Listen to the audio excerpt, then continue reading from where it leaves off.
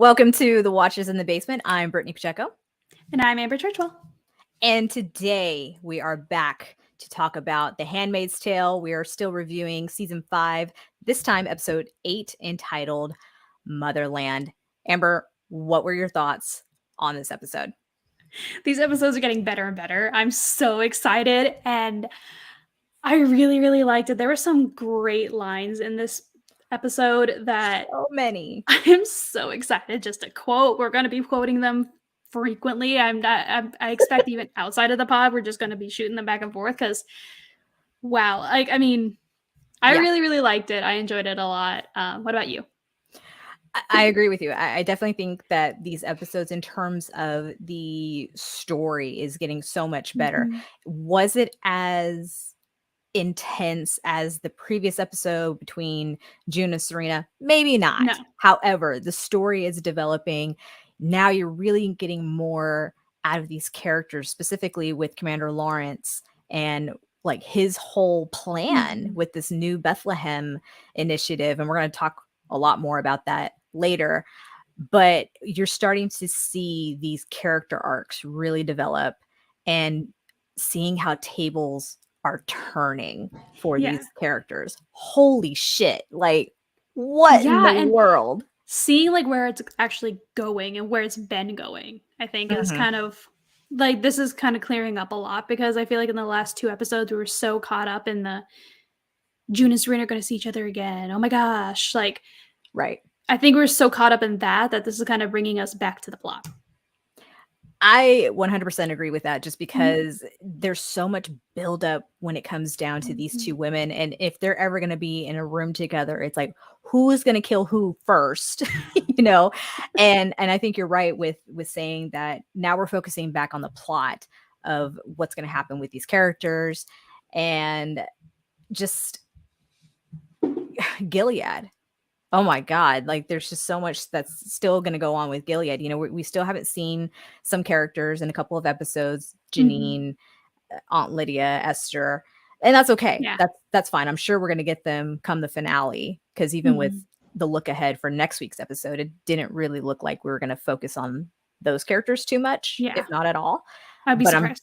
But I'm sure we're going to see them in the finale. But let's go ahead and dive into this episode entitled Motherland. It's pretty desperate for these women to keep their children safe, and so they're going to make whatever decisions possible in order to keep their children safe. Amber, let's start off with June, Moira, Luke, and the return of Rita. We haven't seen Rita in a while, so it was nice to see her again. Well, we see them, and we have June reminiscing about memories with Hannah from before Gilead, and they're making pancakes. Made me want pancakes. So sweet. But yeah, I mean, I'm with Hannah though. The more chocolate chips, the better. But that's me. Anyway, off topic. They outside, you can hear, and what kind of broke her from her reveries were horns blaring and people shouting from outside of the house, and they're just going through the neighborhood, and these are Canadians saying things like, Americans go home, and get out of our country. Where is home in your opinion, Canada? Like, where do you expect these American refugees whose home was completely overthrown by Gilead, where do you expect them to go? I mean, I guess Alaska is still a free state. Hawaii is still a free state. Luke mentioned it, didn't he? He did. But even then, like, where do you go? Yeah, but they're in like Toronto, and like that's a big, like, they have to go cross country to be able to get there. And then in Hawaii, how just how? And what is left of what was America is either currently Gilead, or it is one of the or it's been bombed. Like, it's being currently like Chicago. Like, they're not viable living places or conditions, or the colonies too. Like, the colonies are just the same. Like, although I think in previous seasons, June or someone had talked about Texas. So you can't take Texas, come and take it, y'all. Just saying. Sorry. No, I know California is isn't California mostly colonies now? I think. I'm not sure, but I think California would be part of Gilead. I know I need to see a Gilead type map, but yeah, it's really sad to see that Canada was once a very welcoming, open arms to these American refugees, and I guess they've overstayed their welcome, and they want them gone, and they are saying things like Canada is for Canadians and go home. We don't want you here. And I love Moira's retort to one of these protesters. We didn't notice. It's like, yeah, we didn't notice. I couldn't tell. Couldn't tell that you didn't want us here. Big shocker. Yeah, it's getting pretty nasty for them. And in the midst of all this, there's graffiti on the sidewalk. Luke, I need you to put in some effort in like helping to clean up. Yeah. I mean, it's so typical of I say it's typical of a man, but let's just face it. It's not typical of Luke. Like, he's over here just like, you guys are good at this. And it's like, yeah, because we had to clean blood. Yeah, like, being intimidated. And it's just like, goodness. To me, I didn't look like that even inspired him to clean more or anything. He kind of just like sat more back, and I'm like, yeah. No, that should have encouraged you, like, oh, these girls have already done enough. Let me do more. Like, that's what I exactly. Yeah, but in the midst of too much. A little bit. In the midst of all that, though, June receives a phone call from none other than Commander Lawrence, whom, it's really interesting to see that he has found ways to keep in touch with her. And she kind of keeps that line of communication open because obviously she still wants to get Hannah. She knows that she's received help from Lawrence in the past, but this is a little different. He's like, hey, you got some time? Let's go take a walk. And let me tell you about New Bethlehem. It's great. It's this modernized, strategic, liberal island that would welcome back Gilead, former Gilead citizens and offer amnesty, but it gives you a chance to reunite with your family. That's the clincher. And June is just like, are you fucking serious? Like, what? Yeah, but I don't blame her for this, but June does get a little blind the moment that you mention Hannah. The moment that you mention that Hannah's in the mix in any way, shape, or form, she kind of just it blurs out everything else. So I'm definitely can see that turning some rose tinted glasses on and making it seem like, okay, well, here sounds great. Where do I sign up? Yeah, like he knows what she needs to hear, and he used that. It's manipulation at its best because it's not like he's giving her this opportunity for free. He's going to want something in return, obviously. I mean, this wouldn't be for sure Gilead if it wasn't, I'll scratch your back if you scratch mine sort of situation. Yeah. And especially for June, because she escaped Gilead. She's outed Gilead. She is their biggest nemesis, if you will. So it's brilliant to think that, hey, I, as the commander, now that I have like high status again, I'm going to bring her back into the fold. I'm going to bring her and her family into this New Bethlehem initiative, and everyone else who fled Gilead that were once traitors are going to follow suit because they too want to be reunited with their families. And I'm like, don't do it. Yeah, because like if June can do it, so can I, kind of mentality. And I definitely 1000% think that this is entirely his reason for going to Canada to recruit these other people. It's only for her because he presented it very much of like, I'm your friend. Like, hey, look at all these great things that I'm doing for you. I'm hooking you up. And that's how he presented it because that's the best way to get her to agree. Oh, and 1000%. Yeah. So I don't know. And obviously, Luke don't give a fuck about it. Luke's all like, nah, not about that. And let me say this about this scene between between these two actors with Elisabeth Moss and OT, they made me feel like they were really like a real life couple struggling with this conversation, because neither one of them really wanted to hear what the other had to say. Luke was trying to have the upper hand and saying, no, we're not going to do this. And it's crazy. You can't trust him. And she's like, listen, I hear what you're saying, but we have to like consider it, because Hannah, like, what are we doing to get to Hannah? What are we doing to help her and save her? And the back and forth between the two was just so insanely believable. Like, I felt this was a real life couple having a real life hard discussion, and their performance in this scene was just phenomenal. And how June is making her argument about, Commander Lawrence has done more for me than the American government has done for us. Like, what has the American government done? And in June's opinion, nothing. So why would she continue to put her faith in them? And she's not really wrong. Like, she did have good points. Like, she really had good points, because Lawrence did do a lot. He has done a lot. But I don't know, especially since the fact that later on in the episode, Serena confirms that he's pitched this since the beginning. That is like, well, how long did you let this go by then? It's a little curious as to why he even pitched it in the beginning. Like, if you're Gilead's, the architect of Gilead. Yeah.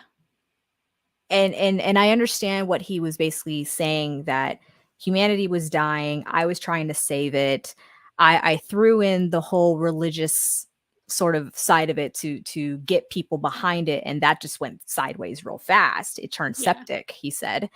And he will admit to June, like, he realizes the shit that he's caused, but he's trying to make it better with this new Bethlehem initiative. But if this was something that he's been pitching since the beginning, it's like, so he already knew Gilead was going to go sideways, like, from this jump, like, that, then why even do it? Then why even go forward with it at all? Exactly. Like, these are things that were running through my head. I mean, it was a very like, we'll get to it later, but his like talk, like admission at the end, that was a very powerful scene. Just like, because we've not really seen him be like that emotional, I guess, that open before. Like, obviously we've seen him upset when his wife, committed suicide and things. Yeah. So like, we've seen him be emotional. We've seen him be distraught, but that was kind of seeing him break. But we'll get to that later. But yeah, I agree with you. I really liked the portrayals of this couple that are really going through very difficult decisions. Not just the script, but the performance as well. It was perfect. It was amazing. Yes.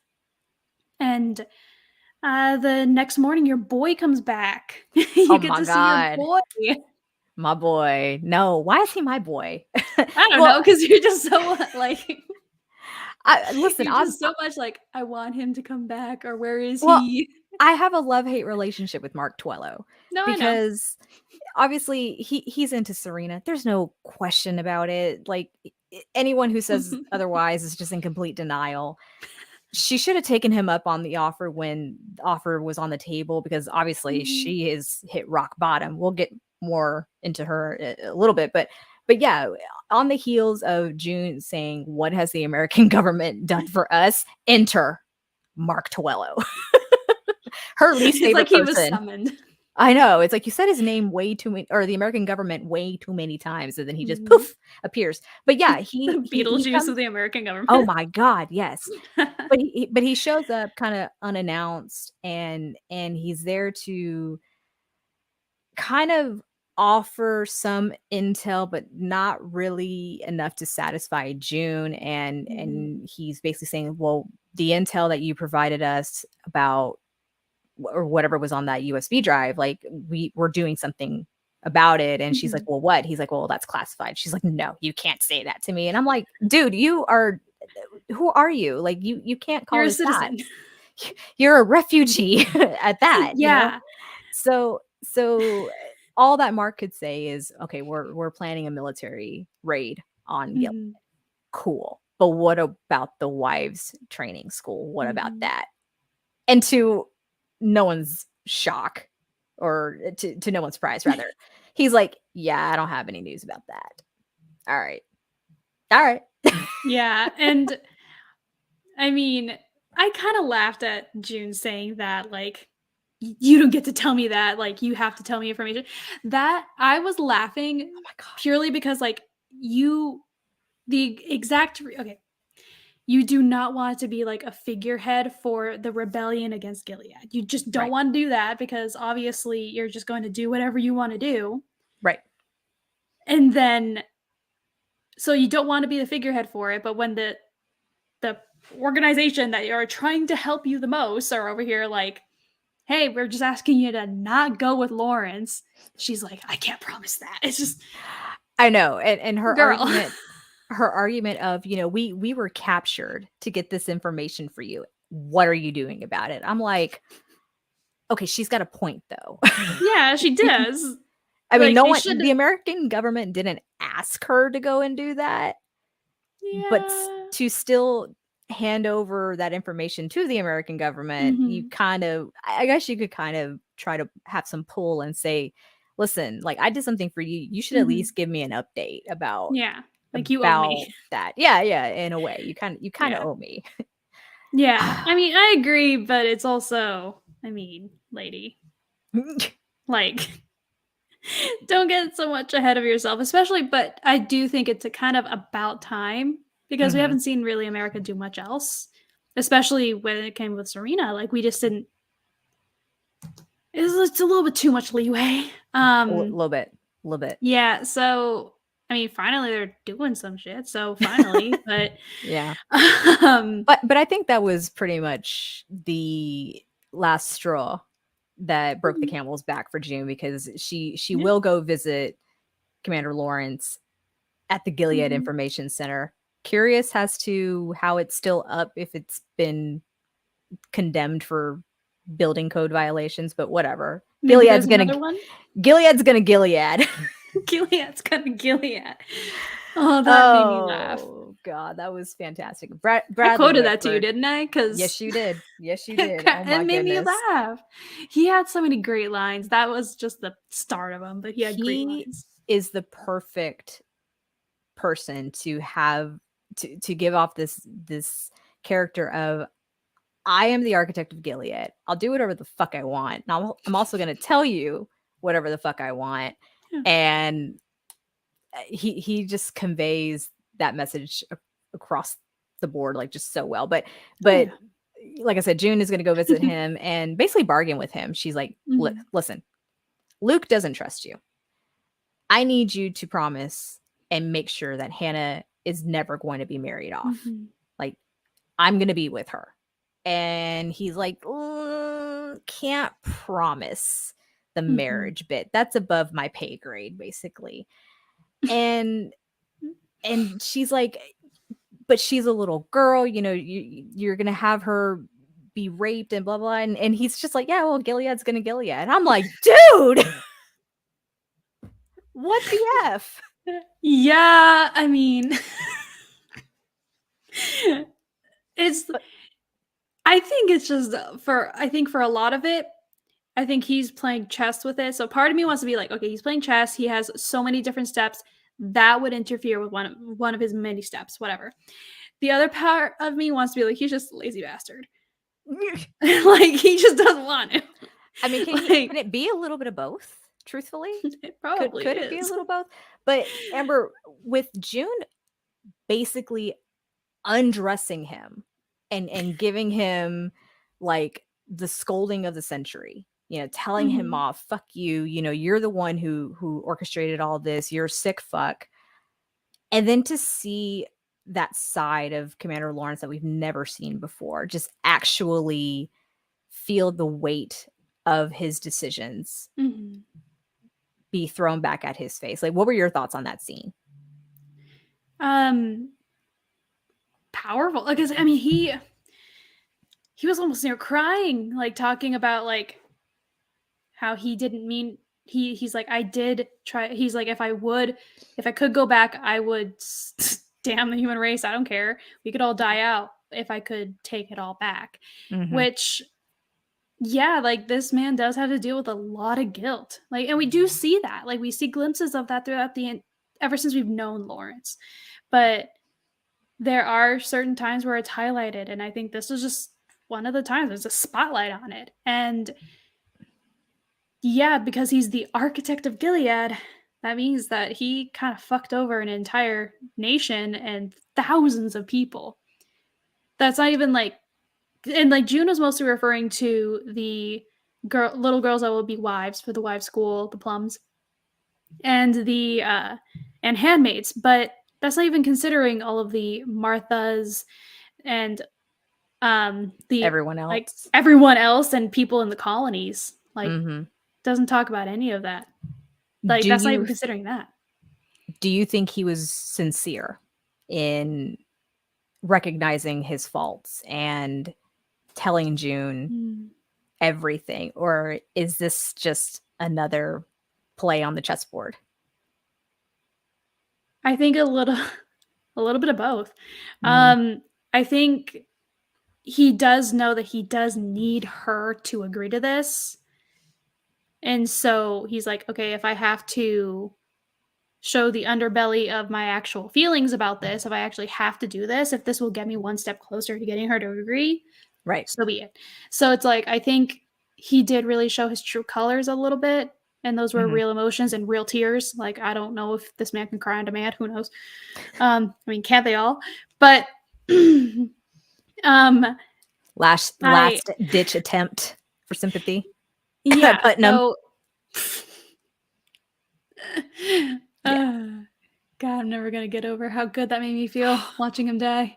Right. But yeah, so I think it was a little bit of both. I think he was sincere, but he only showed the sincerity because it was a step in his plan. That's fair. I think it's fair. You know, we talked about this a little bit last episode about with Lawrence, you just really don't know what direction he's headed, because it's like he doesn't want to give away everything. He's got to keep you on your toes. And I think that was further maybe not the word explain, but I think you could tell that a little bit more so in this episode. Especially with him talking to the commanders about New Bethlehem, and we'll jump to that in a second. However, I was very moved by the performance between Bradley and Elisabeth for this scene, because I did feel you could see and feel both of their pains. You know, she's coming from the side of, I've lived this, I've actually experienced this. I was the one who was raped, tortured. You know, my child was taken from me. And let's not forget, he did have to perform the ceremony when she was his handmaid. He did. And he was forced. Yeah. He was forced to do so. So you would think he'd have a little bit more compassion. And maybe that's obviously why he helped with Angel's Flight. He helped get all those kids out and get Emily out and all of that. But he's a very complex character. And when we get a little bit more into his conversation with Nick, I'll share a little bit more of my thoughts. Yeah, but I did really quick before we get into his conversation with Nick. I cackled when he said, "I've been grooming Nick, not sexually, but like Jesus." Listen, it would not be surprising. I mean, it would be surprising from Lawrence, but I think overall, in terms of Gilead, it would not be surprising whatsoever. Yeah, Bradley has some one-liners in this episode, and writers, thank you. Yes, thank you for giving us some humor. Right. Thank you for giving us some humor with such a dark theme of content. Yeah, because I mean, we were having like he gave that, and Gilead's gonna Gilead within that same scene of having this very emotional breakdown, and like none of those things. Yeah, but like for none of those things to be like, I guess, be cheapened by the other side of it. I Mhm. think that is also showing very well, like, not just the betrayal of these characters, but also the writing. Like, it's Yeah. like a phrase like Gilead's gonna Gilead. It's funny, like you were saying last episode, if this wasn't a horribly, horribly realistic story, Yeah. it would be a comedy because there are lines like, "Maybe there'll Dark be a comedy, manger." but yes, definitely. "Maybe there'll be a manger." It's Oh, Jesus. Yeah, it's that was very funny fantastic. and great that the lines aren't cheapened by, the horrors. Well, we're gonna stay on topic with Commander Lawrence for a little bit longer. I do wanna ask you, the Mhm. mysterious package that June receives at home at night, do you think that package came from Lawrence? And tell us what was in that package. Um, well, I'll go into what it was. It was a video Mhm. of, taken from afar. It looks like maybe across the street, and there is a second story bridge, and there are little plums walking across that bridge, and there's a window on this so you can see them, and one of them is very clearly Hannah notices the videographer. Videographer. Yeah. She notices them and she stops. Like, well, she glances over, spots Pauses. them, and then she pauses for a second, and then she just full on stops. And the other plum behind her had to like poke her to kind of get her going Yeah. again. But um, I'm very intrigued onto like that whole thing Mhm. too. Like, who is it that she was? Looking Did at. she recognize the person, or because I'm sure the other girls would have seen something, and like for her Yeah. to come to an actual stop, because Mhm. she contemplated, like she glanced, saw them, contemplated for a second as she kept going, and then Mhm. stopped and looked back. Like, it was very Yeah. interesting, but it was a little clip. They watched it a few times, and they submitted it to Mark Twello. But So second part of that question, do you think Commander mhm, Lawrence was the person who sent it? possibly, I for a long for that was in general my first thought that it was, but um maybe this is also another thing from other from Mayday, or it also could be Emily Nick? I or thought Nick. maybe Nick, because Nick. I was thinking Nick or Emily, like, because we don't obviously we don't know if the actress is coming back, but still. Right. I kind of want to lean more towards Nick just because he was the first person to give her intel on Hannah's whereabouts. And he said he had friendlies in the same town. If I'm not mistaken, she's somewhere in Colorado. If it was, I don't know if it was Colorado Springs or Boulder or Denver, but I think that's where the Mackenzies moved.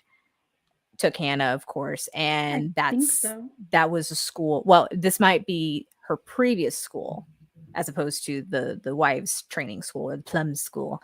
So I'm curious if it's one in the same or if it's still in the same city, let alone same state. But Mhm. I personally wanted to lean more towards Nick. But there's so much ambiguity with who could have sent her that package. Yeah.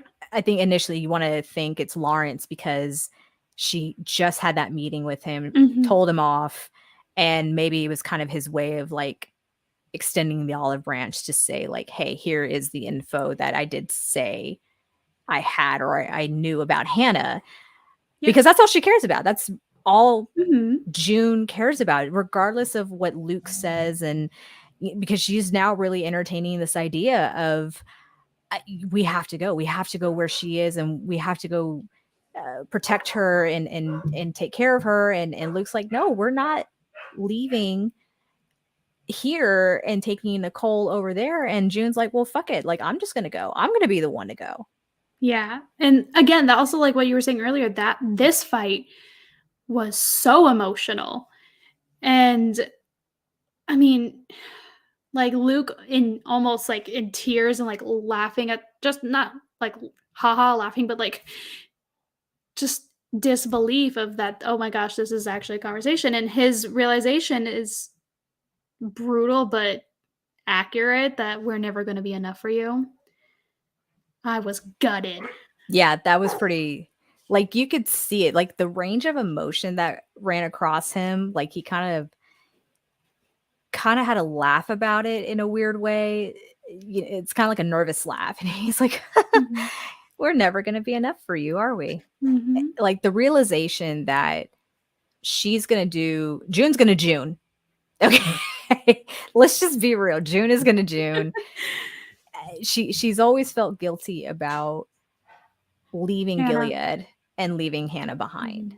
Mhm. Because that was one thing she said over and over again. I promised myself I was never going to leave Gilead without her. And she had Mhm. to. She did. She finally just had to bite the bullet and do it. But for Luke to kind of have that come to Jesus moment and realize, hey, like, you're going to do this regardless of what I say. And that has to be so heartbreaking for him, because now she's making a choice to leave. Yeah. Versus being taken forcibly. Yeah. And gosh, it hurt. And if this mystery video was from Lawrence, it really kicked him in the ass, didn't it? I mean, because a little bit, like they did submit it to Mark, and Mark Tuello. I feel like we have to say his name. No. Mark Tuello. It's fun to say Tuello. Yeah, it is. Like, but you have to say Mark Tuello. I know. He that actually ended up giving out. They were able to trace it and find where the plum school is, the wife school. So, I mean, thank goodness, and I'm so excited about that. But that also means that June doesn't have to go to New Bethlehem. So, if it was Lawrence, it really kicked him in the ass. Yeah, and that makes me wonder, was that part of his plan or not?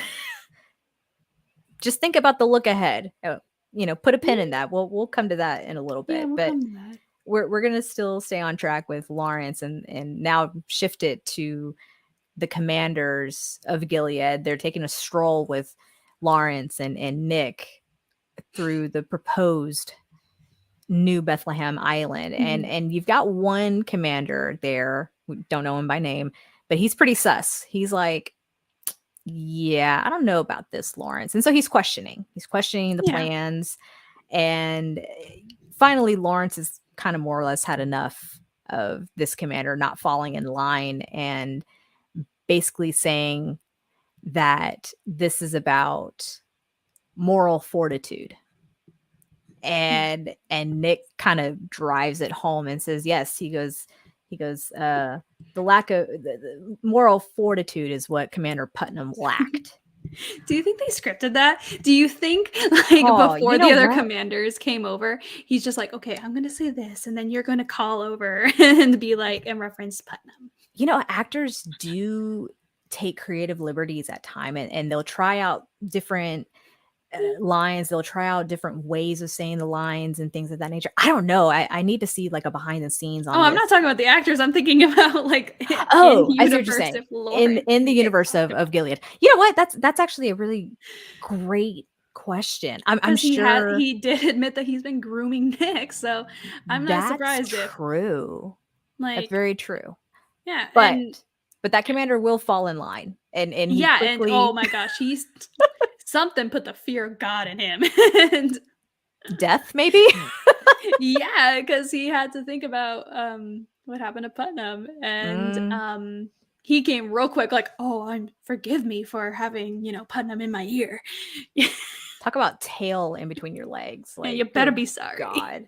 Yeah, and Commander Lawrence is like, I forgive you. Yeah, in the face, and just Nick in the background, just like he's like, bitch. Yes. We need gifs of it, or gifs, whatever. We need it. Yeah, we do. I still need to make that other one. Yeah. But on topic with New Bethlehem and on topic with Lawrence grooming, non-sexual groom of Nick, he does make a proposal to Nick about moving his family to New Bethlehem, where he can He can be with the women that he loves.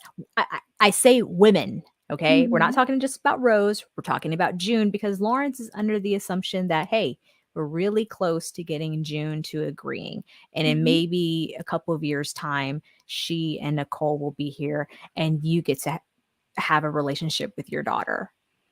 Mm-hmm. And Nick's like, it's an interesting proposal, but it's full of risks. Because it is. And no doubt, because Lawrence made a comment about how many steps or how many points have been completed out of his 400 steps to rebuild Gilead. I've said it before and I will say it again. Nick, I think, wants it all. And he's being groomed by Commander Lawrence. Amber, do you think that Nick will turn on Lawrence at any moment in the future? I don't know. I find Nick as a character very intriguing, and this. Like, I've talked about this many before. I find him very, very interesting. He does want the power, but yeah, I do think that he likes the appeal of what Lawrence is currently offering. Yeah, and whether he's aware or not that he's being groomed, not sexually, but whether he can't stress that enough.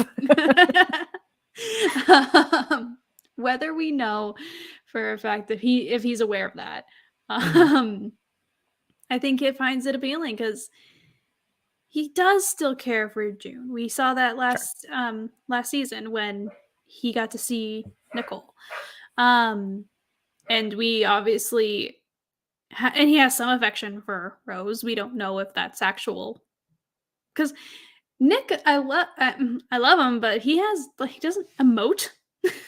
Like, he doesn't emote very well. So it's really hard to tell if he really does love or still love both of these women. But I do think the appeal of having all of his kids, like, I guess, Ray on his doorstep, actually appeals to him.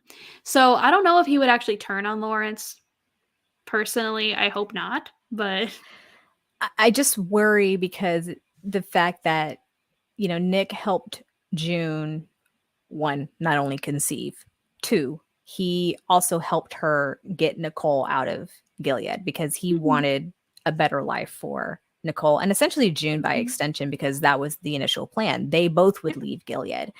And he still hasn't made the decision, or maybe he has made the decision, but to stay in Gilead. Why?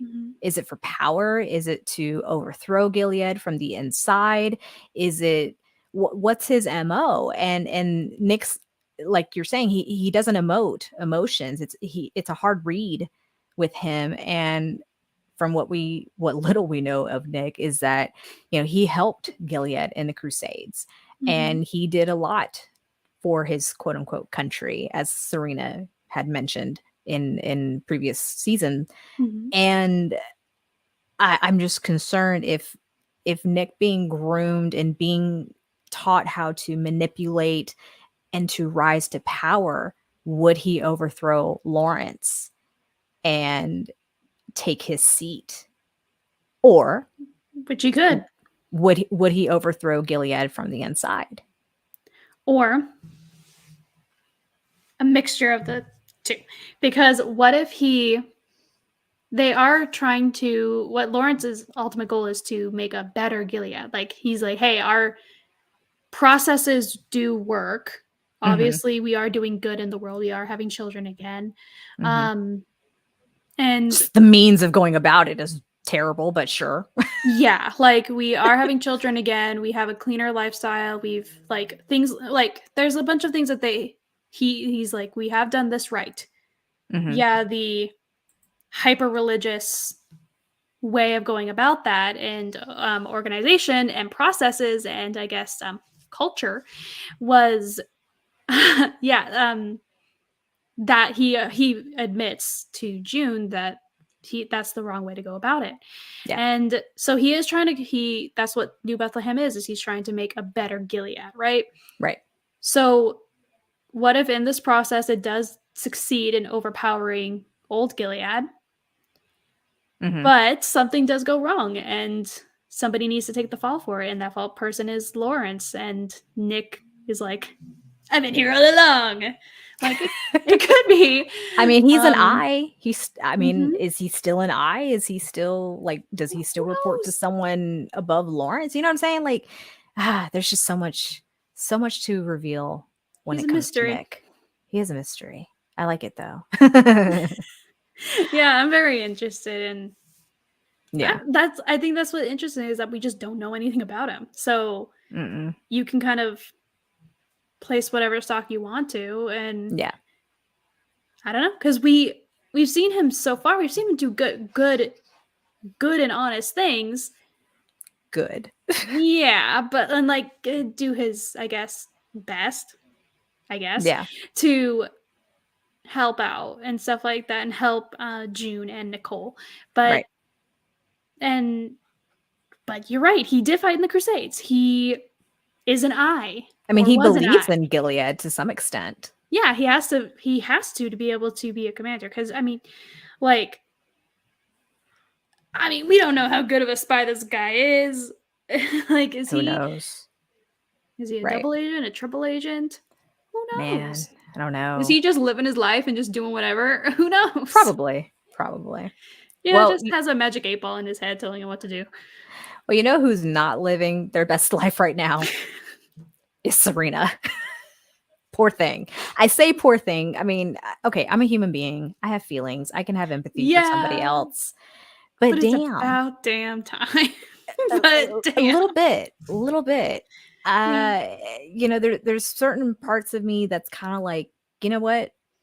You reap what you sow, you make your bed, you lie in it, all those, you know, little anecdotes, whatever they're called. And she's really starting to feel how June felt as a handmaid. All handmaids, yeah. And well, I say specifically June because obviously they have a quote unquote bond, as Serena will later say. But she's at this detention center, you know, to recap, she lost all her diplomatic rights when she left the Gilead Information Center. She's a woman without a country, basically.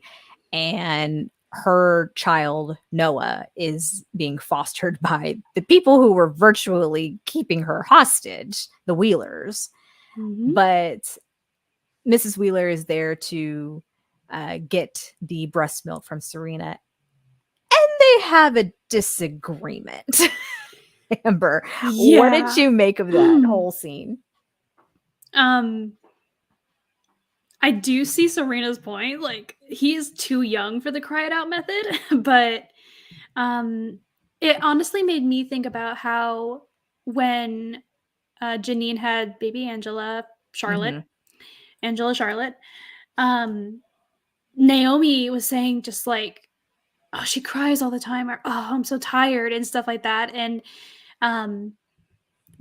Serena says, like, to complain about a baby is like to complain about this blessing, you know, like that was very much chastised her for it. Yeah, like, you won't, because that wasn't the only time. Naomi did that often, and every single time Serena had a problem with it. So to hear some of the same things from Mrs. Wheeler being like the little creature cries all the time. I was like, like, yet she has the audacity to tell Serena, you are not fit to be a mother. You are not fit. You're not equipped with the mental toughness to be a mother. And I actually appreciated how Serena kind of doubles down on Mrs. Wheeler to say mental toughness. I overthrew a country. You know, I did X, Y, and Z. So don't tell me about mental toughness. Like, it pours out of her, right? Mental toughness. And she's right. Oh man, you know, if there was a moment that I had to applaud Serena, and there's very few moments that I can applaud her, that was definitely right at the top, because you're having a conversation with someone who, for whatever reason, has not been able to have her own child. Yet this woman comes in thinking, oh, I'm more equipped and I'm a better fit to be a mother than you are. Because what? I'm married, because I have a home, because that because I'm holier than thou. Like, that doesn't mean shit. Yeah, which is all things that Serena also had. Yes. But that's the word, had. So it's just right. And it's clear that Mrs. Wheeler doesn't have that connection with Noah, how like Serena has the connection. She's like, that baby came from me. I know in my heart what's best for my child. Yeah. And then of course Mrs. Wheeler throws back at Serena, well, you're in here, I'm not. And it also does harken back to with Nicole, when Nicole was just born, because she didn't want to have June in the house anymore, didn't even want her to have any contact with Nicole. And so it's just like her saying these things that she's kind of starting to see what everyone else, and especially what June was trying to tell her that entire time. Like, hey, I need to be with the baby. Like, hey, I know about the baby. Like, she's starting to see just how wrong she was. And the best. Shoe's on the other foot. Shoe is now on the other foot. And visits with Serena at the detention center just are not her thing. It doesn't It's not her day. Well. It's not her day. It doesn't end well for her, because Lawrence also will go and visit her, but he doesn't offer her the sweet deal, quote unquote sweet deal, of New Bethlehem like he does to June. No. He offers that initiative to June, but Serena is demanding to be released. She's demanding to have her child. She's demanding that Gilead take care of this. And I think in a sense, I can agree and understand why, because she was sent by Gilead to be like this representative in Canada, and to be like this symbol or this beacon of hope and blah, blah, blah. And it all went sideways. Now, you can entirely blame it on her or not.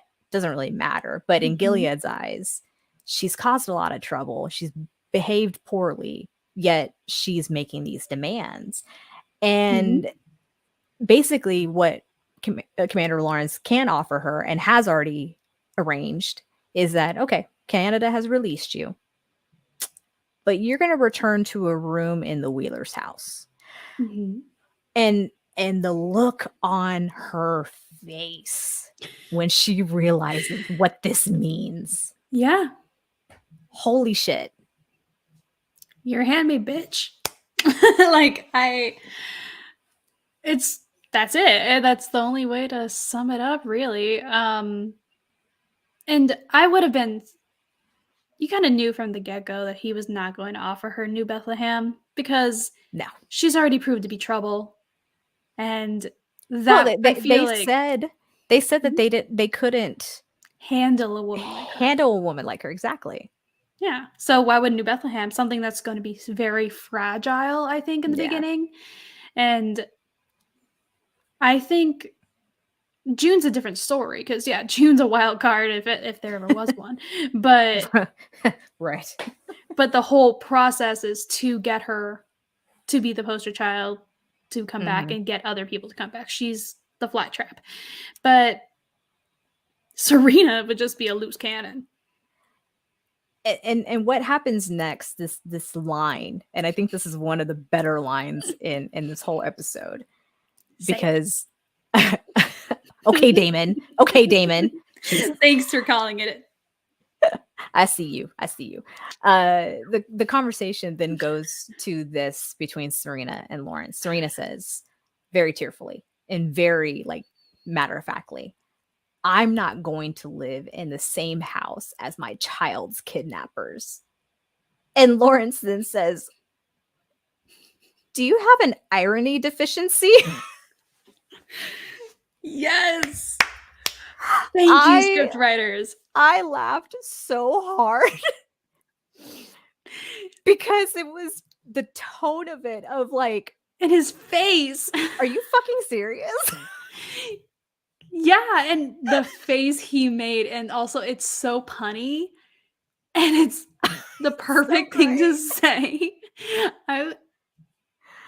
If I was, this is why I can't be an actor. I would have just busted up laughing. We would have to do 50 takes just for me to get through this. They had to. They couldn't have done this on one take. Like, yeah, table read or not. Like, once you're in the scene, you're in costume, you're in the environment. It's like, bitch, are you dumb? Do you have an ironing deficiency? Oh, it was so great. So great. But yeah, that, it's not enough for Serena, and she's like, listen, I don't give a damn. Like, she's going to continue making these demands. And once again, meetings with Serena at the detention center just continue to go downhill. They get worse and worse. I mean, yeah, one right after the other, right after the other. I don't know if this is in the course of the same day, let alone the same week. I'm assuming part of me hopes it's in the same day. Oh my God. Talk about all-time low. All-time low in one day. No, but Serena has been reaching out to June for a course of a month, it seems like. And June finally visits Serena to make one thing extremely clear. They are not friends, and June has not forgiven Serena for all the pain she caused her in Gilead. And Serena just, like, her whole demeanor just drops. Yeah, June was her last hope. Was her last hope, but it's also, Serena, you can't blame her. Not at all.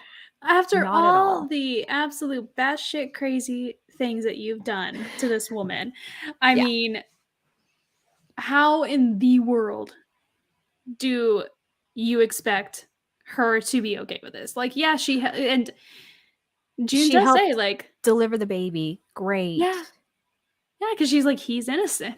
He hadn't done anything wrong, and that's the whole point. He didn't do anything wrong. Nope. Meaning you did, because you are a bitch and you fucked up. Yeah.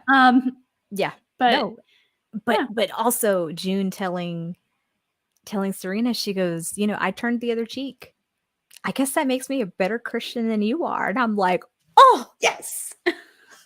just I died. Like, I completely died. Because if you're talking about the whole basis of Gilead is on, Christian morals, or not even Christian morals, just morals in general, and you want to hide behind like a Gileadian, I don't know how to say it, whatever.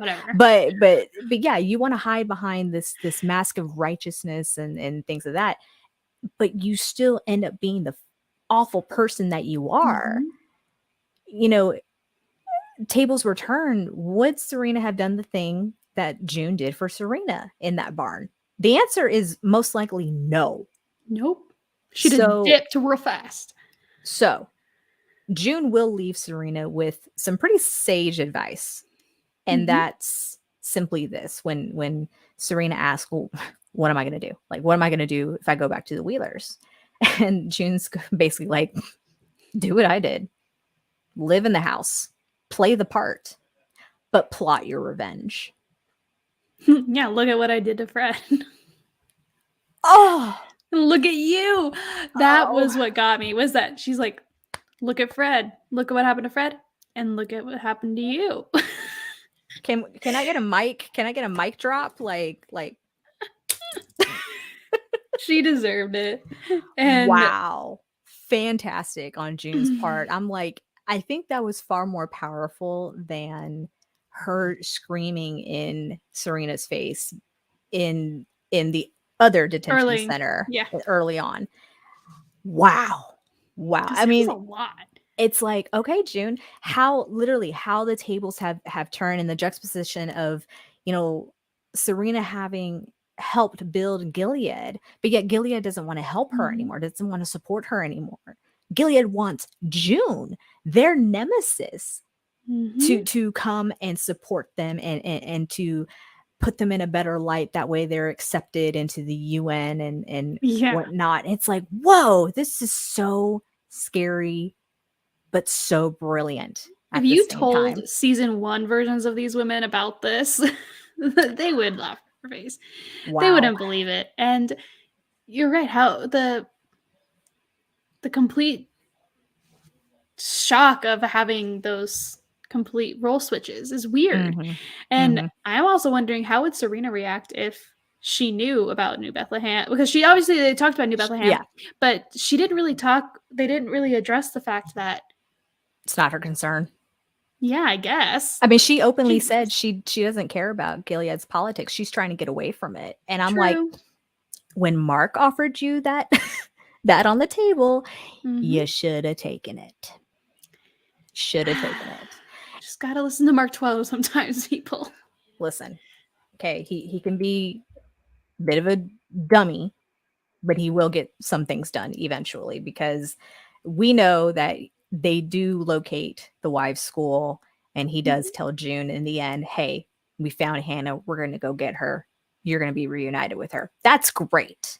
I'm not trying to like downplay that, but I think the bigger thing here, and Amber, I want you to talk about this last scene, is back at the Wheelers with Serena going back to her quote unquote child's kidnapper's home. Oh my goodness. Like, I think she definitely had to like tap into the Offred version of herself in her brain, because you know, she didn't say anything, and then Mr. Wheeler's like, you may speak. Which and honestly, the actress who plays Mrs. Wheeler, she's perfect to play Mrs. Wheeler, because like she looks like she could be a nice, sweet person, but it's all fake. And you can tell, because the face that she was making the second that Serena walked in, I was just like, I really want to slap her. She doesn't even say anything, and I want to slap her. Same. Can't imagine what Serena feels. Ooh, you could just see by her clenching her hands. Yeah, but also that's very, very much handmaid positions, postures. Like, that's how handmaids are supposed to be, and having her head slightly downward. Like, she was acting very much. And the moment that she got like a handmaid, in the moment that she got permission to speak, she just apologizes. She says that her actions were hers and hers alone. And she just, you know, trying to butter them up with apologies, to be like, thank you so much for letting me be here. And unfortunately, just like Serena of days yore would have done, Mrs. Wheeler is like, you must see that you're not that you are unfit mother. Like, you're only going to do the feedings. That's it. All of the other motherly duties are going to be through me. All the other duties of motherhood were her words. And because you're not fit to be a mother. You must see that. And for Serena, now. Yeah, and Serena had to clench her fists, and her fists were like clenched so hard that she was shaking. And she says, for now, and Mrs. Wheeler's like, maybe not ever. But again, like, you know, they talk about motherly instincts, and I don't know. I'm not a mom. I'm a dog mom, as you can hear in the background. But you know, I don't know if that motherly instinct really resides with everyone, whether or not you've given birth of your own child, or you've adopted, or you foster. Like, there's some people who are just not meant to have kids. Yep. And that's okay. I mean, I've chosen not to have children, and I love kids. It's not that I don't like them. It's just I've chosen not to have them for various reasons. But you know, I don't think that there's one person out there that can just say, well, I know what's best for another person's child, because I just don't see how. And then to come to that conclusion, say, well, you as the birth mother are never going to be fit. It's like, well, based on what? I mean, again, we kind of touched on this, you know, is it because she's widowed? Is it because, you know, she's too much to handle as a woman?